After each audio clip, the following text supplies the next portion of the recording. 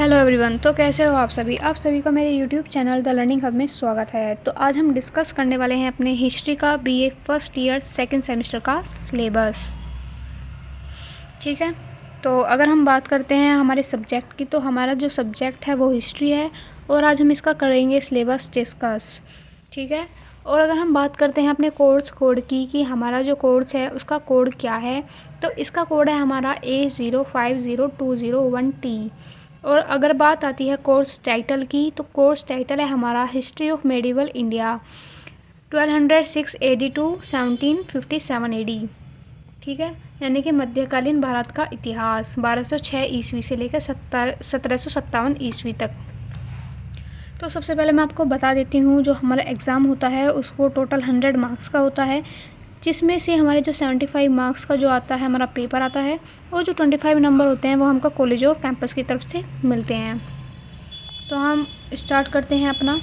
तो इसके अंदर देखो, मैं आपको बता देती हूँ कि जितने भी हमारे मेन सब्जेक्ट होते हैं, ठीक है, जितने भी मेन सब्जेक्ट होते हैं उसमें टोटल यूनिट हमारी 8 होती हैं, यानी कि टोटल 1 से लेके 8 यूनिट तक होता है। लेकिन माइनर सब्जेक्ट में ऐसा नहीं होता। माइनर सब्जेक्ट में हमारी क्या होती है, केवल हमारी 4 यूनिट होती हैं। ठीक है, तो अब हम डिस्कस करते हैं अपना टाइम वेस्ट किए बिना। तो अगर हम बात करते हैं इसकी यूनिट नंबर फर्स्ट की, तो हम यूनिट फर्स्ट में क्या पढ़ने वाले हैं। तो यूनिट फर्स्ट में पढ़ेंगे हम the early Turkish and the Khilji, यानी कि इसके हम तुर्की और खिलजी के बारे में पढ़ेंगे। और अगर हम बात करते हैं यूनिट नंबर सेकंड में, यूनिट सेकंड में हम क्या पढ़ने वाले हैं, तो यूनिट सेकंड है हमारी द तुगलक्स एंड लोधीज़, यानी जो तुगलक वंश है और लोधी वंश है, हम उन्हीं के बारे में इसके अंदर डिस्कस करने वाले हैं कि कौन कौन इन वंश के अंदर जो सुल्तान थे, कौन कौन सुल्तान हुए और उन्होंने क्या क्या काम किया अपने शासनकाल में। तो अगर हम बात करते हैं यूनिट नंबर थर्ड की, तो यूनिट थर्ड के अंदर हम क्या पढ़ेंगे, the Mughals, Babar and Humayun, introduced of Sher Shah with special reference to administration and land revenue system. तो इसके अंदर हम पढ़ेंगे किसके बारे में, मुगल के बारे में। तो यूनिट नंबर थर्ड में हम करेंगे शेरशाह का जो काल है उसके बारे में देखेंगे। मुग़ल के अंदर हम क्या देखेंगे, बाबर को देखेंगे, हुमायूं को देखेंगे, और जो शेरशाह है हमारा उसका जो काल है उसके बारे में देखेंगे। उसका जो प्रशासन है उसे देखेंगे हम। जो भूराजस्व प्रणाली है इसके बारे में भी हम जानेंगे।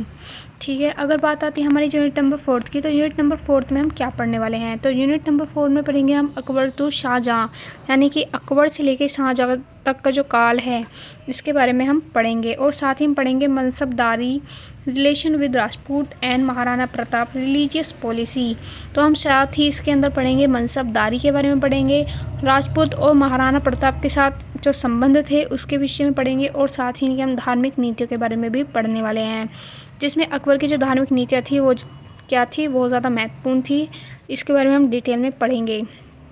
तो अगर ये बात आती है हमारी यूनिट नंबर फिफ्थ की, तो यूनिट नंबर फिफ्थ में हम क्या पढ़ने वाले हैं, तो यूनिट नंबर फिफ्थ में पढ़ेंगे हम Aurangzeb, Rajput, religious and deacon policy, decline and disintegration of Mughals, यानी कि औरंगज़ेब के बारे में पढ़ेंगे, राजपूत, धार्मिक और दक्कन नीति के बारे में पढ़ेंगे, और मुग़लों का पतन, यानी कि उनका जो विघटन किस तरह से हुआ, मुग़ल थे हमारे वो किस तरह से क्या हो गए, ख़त्म हो गए, इस बारे में हम ज़रूर जानेंगे कि उनका पतन का कारण क्या था।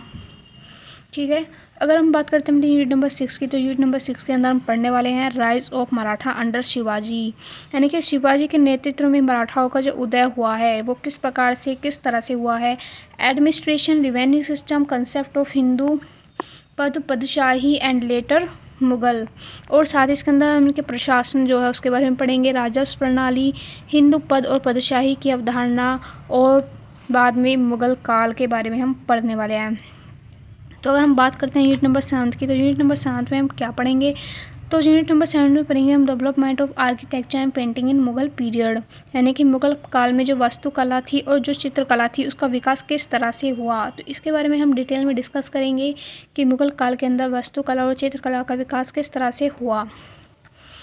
तो अब बात आ जाती है हमारी यूनिट नंबर 8 की, तो यूनिट नंबर 8 में हम क्या पढ़ने वाले हैं, तो यूनिट नंबर 8 में पढ़ेंगे हम डेवलपमेंट ऑफ सूफीज़्म इन इंडिया, भक्ति movement and re strengthening in north India, यानी कि भारत में सूफीवाद का जो विकास है वो किस तरह से हुआ, और जो भक्ति आंदोलन है और उत्तर भारत में क्या है इसका जो पुनः सुदृढ़ीकरण है वो किस तरह से हुआ।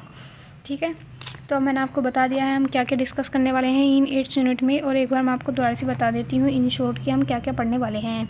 यदि बात आती है हमें यूनिट फर्स्ट की, तो इसके अंदर हम तुर्क और खिलजी के बारे में पढ़ेंगे, और यूनिट सेकंड में हम लोदी और तुगलक वंश के बारे में पढ़ने वाले हैं। यूनिट नंबर थर्ड में हम मुगल्स पढ़ेंगे, और इसके अंदर हम पढ़ेंगे बाबर, हुमायूं और शेरशाह के बारे में पढ़ेंगे। इनके जो एडमिनिस्ट्रेशन है उनके बारे में पढ़ेंगे, और जो लैंड रिवेन्यू सिस्टम जो है इनका, इसके बारे में हम पढ़ेंगे। तो यूनिट नंबर फोर्थ में हम पढ़ेंगे अकबर और शाहजहाँ तक पढ़ेंगे। इसके अंदर मनसबदारी जिनकी व्यवस्था है उसके बारे में पढ़ेंगे। राजपूत के साथ और महाराणा प्रताप के साथ इनके किस तरह के रिलेशन थे, और इनकी जो रिलीजियस पॉलिसी है यानी कि जो धार्मिक नीतियाँ हैं वो किस प्रकार की थी, इसके बारे में हम पढ़ने वाले हैं। यूनिट फिफ्थ के अंदर पढ़ेंगे हम औरंगज़ेब के बारे में पढ़ेंगे, राजपूत के बारे में पढ़ेंगे, रिलीजियस यानी कि जो इनका धर्म था, धार्मिक नीतियाँ वगैरह थी, इनके बारे में हम पढ़ेंगे। और हम देखेंगे इनका जो डिक्लाइन है वो किस तरह से हुआ, पता नहीं है विघटन जो हुआ था इनका वो किस तरह से हुआ। और यूनिट नंबर 6 में हम पढ़ेंगे मराठा का उदय देखेंगे शिवाजी के अंदर, और इनके एडमिनिस्ट्रेशन देखेंगे, रिवेन्यू सिस्टम देखेंगे, और कंसेप्ट देखेंगे हिंदू की पद और पदशाही का, और हम देखेंगे लेटर मुगल्स को, यानी कि मुगल्स का जो वो हो गया था पतन, उसके बाद जो आए मुगल्स उनका हम देखेंगे कि किस तरह से उनका उदय हुआ। तो यूनिट नंबर 7 में पढ़ने वाले हम development of architectures and painting in Mughal period. ठीक है, और इस तरह से ही हम देखेंगे कि पेंटिंग और टेक्चर्स का मुगल पीरियड में किस तरह से डेवलपमेंट हुआ, यानी कि विकास हुआ। और फिर हम सूफ़ी का देखेंगे, भारत में किस तरह से क्या हुआ, डेवलपमेंट हुआ, सूफ़ीवाद का विकास किस तरह से हुआ उसमें हमारे इंडिया में, और भक्ति आंदोलन के बारे में भी हम देखेंगे।